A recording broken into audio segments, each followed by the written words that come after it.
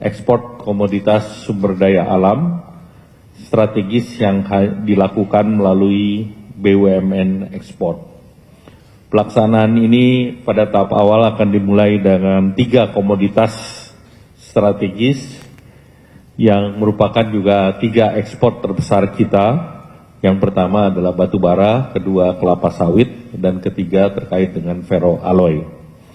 Nah, ekspor komoditas SDA ini dilakukan melalui satu pintu, yaitu BUMN ekspor dengan nama PT Danantara Sumber Daya Indonesia Persero atau PT DSI, dan ini akan dilakukan ekspor SDA strategis dengan mekanisme ekspor satu pintu dan pengawasan ekspor serta kualitas dan validitas data ekspor agar terlaksana lebih baik. Pengaturan ini memperkuat pengawasan dan tata kelola ekspor. Sekali lagi, ini adalah memperkuat pengawasan dan tata kelola ekspor. Tujuannya untuk mencegah praktik under invoicing, transfer pricing, dan terkait dengan pelarian devisa hasil ekspor.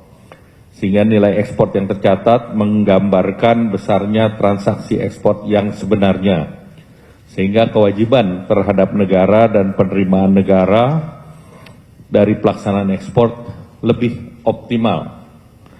Nah, ketiga komoditas strategis ini menyumbang nilainya di tahun 2025 sebesar 66,13 miliar US dollar atau sebesar 23,4% dari total ekspor nasional, dan ini adalah penopang surplus neraca perdagangan yang terjadi selama 71 bulan berturut-turut, dan dengan gambaran nilai ekspor batu bara sekitar 24,48 miliar US dollar, kemudian kelapa sawit CPO dan sebesar 24,42, kemudian terkait dengan ferroalloy atau besi paduan sebesar 16,49 miliar US dollar.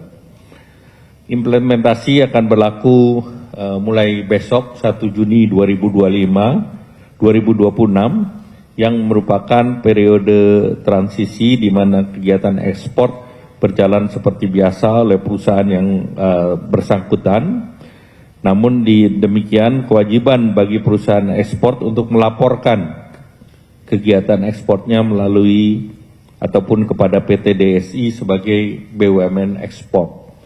Dalam pelaporan ini dilayani oleh Bea Cukai dalam format akses portal CISA 4.0 yang disiapkan oleh Dirjen Bea Cukai, dan dalam periode ini akan terus dilakukan evaluasi dalam 3 bulan pertama, dan evaluasi ini menjadi dasar bagi implementasi tahap berikutnya. Sesuai dengan tahapan yang disiapkan, implementasi secara penuh berlaku paling lambat 1 Januari 2027. Dengan demikian para pengusaha ataupun para pelaku ataupun eksportir dan pihak-pihak yang terkait memiliki waktu cukup untuk melakukan penyesuaian. Kebijakan ini diharapkan untuk menjaga kepastian usaha, arus barang, realisasi ekspor, dan kontrak-kontrak yang telah berjalan ini tetap dihormati, dan tentunya ini mengacu kepada kesepakatan antara eksportir dan mitra dagangnya. Kebijakan ini menegaskan kehadiran negara dalam mengelola sumber daya alam strategis secara terkoordinasi dan akuntabel, sehingga mengoptimalkan peran para pelaku ekspor dalam perekonomian nasional, dan pemerintah terus menjaga dan menjamin transisi berjalan dengan lancar, terukur, dan tentunya iklim usaha tetap dijaga, serta tentu Indonesia meningkatkan trust ataupun kepercayaan kepada mitra dagang di berbagai negara.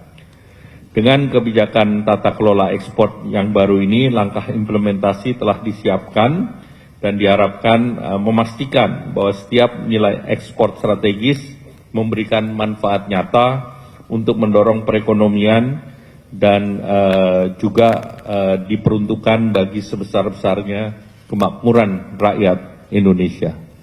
Terima kasih. Baik, terima kasih Bapak Erlangga. Beberapa hal yang bisa di-highlight oleh teman-teman adalah pertama, fokusnya pada 3 komoditas, batubara, CPO, dan ferroalloys yang kalau kita jumlahkan ketiganya 66 billion US dollar, setara dengan 23% dari keseluruhan ekspor kita. Dan ini memang perlu dicatat. Kenapa? Karena kalau kita tadi juga mendengarkan penjelasan dari Bapak Erlangga bahwa 71 kali berturut-turut surplus trade, perdagangan kita surplus. Tetapi itu belum betul-betul terefleksi di cadangan devisa kita. Cadangan devisa kita 146 billion US dollar. Memang masih cukup tinggi dengan standar internasional. Tapi di sisi yang lain yang beberapa temuan-temuan independen, seharusnya cadangan devisa kita minimal 196 billion US dollar. Kalau misalnya kita bisa mencatat dengan baik kekayaan negara tersimpan di sini.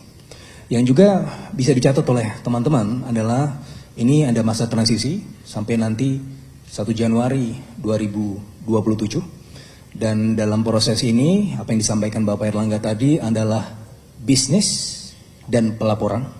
Jadi business as usual tetapi ditambah pelaporan sehingga untuk pengusaha-pengusaha yang memang tertib itu tidak ada masalah. Itu kuncinya yang tadi disampaikan oleh Bapak Erlangga. Berikutnya saya akan sampaikan juga kesempatan, ruang dan waktu kepada Bapak Menteri Keuangan, Bapak Purbaya Yudi Sariwa. Silakan Pak. Terima kasih Mas. Saya akan hanya fokus untuk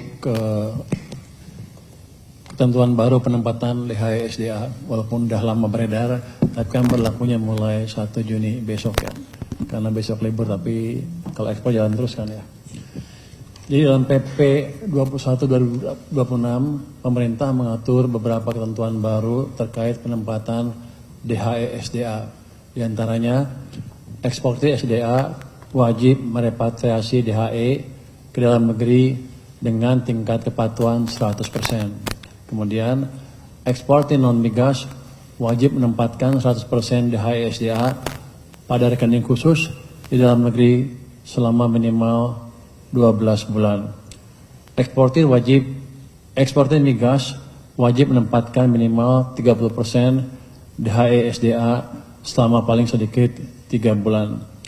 Penempatan DHE SDA diwajibkan melalui Bank Himbara. Jadi diwajibkan melalui Bank Himbara itu ya. Konversi DHE SDA ke valuta asing ke rupiah.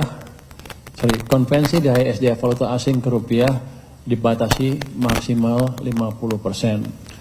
Meski penempatan DHE SDA diwajibkan melalui Bank Himbara, pemerintah tetap memberikan relaksasi bagi eksportir tertentu, khususnya sektor pertambangan migas dan non-migas. Relaksasi diberikan kepada eksportir yang memiliki buyer dari negara mitra dagang Indonesia yang sudah menjalin perjanjian bilateral atau kerjasama perdagangan. Berikut ketentuannya. Eksportir yang sudah terikat perjanjian bilateral diperbolehkan menempatkan sebagian DHE SDA pada bank non-himbara. Porsi penempatan pada bank non-himbara maksimal sebesar 30%, jangka waktu penempatan paling lama 3 bulan. Bagi peserta yang sudah menandatangani perjanjian bilateral, dapat menempatkan 30% untuk 3 bulan di bank non-himbara. Tapi selain itu pemerintah juga memberi insentif pajak. Jadi pemerintah memberikan fasilitas perpajakan bagi eksportir yang patuh menempatkan DHE SDA di dalam negeri. Ini meliputi tarif pajak penghasilan atau PPH reguler, tarif PPH atas penghasilan dan instrumen penempatan DHE SDA dapat mencapai 0%. Besaran tarif menyesuaikan jangka waktu penempatan dana.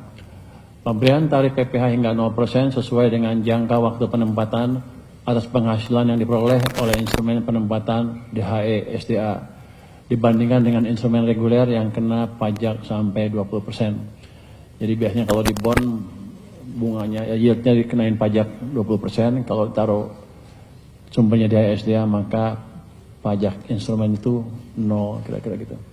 Mungkin demikian informasi dari saya Mas. Terima kasih. Baik, terima kasih Bapak Menteri Keuangan.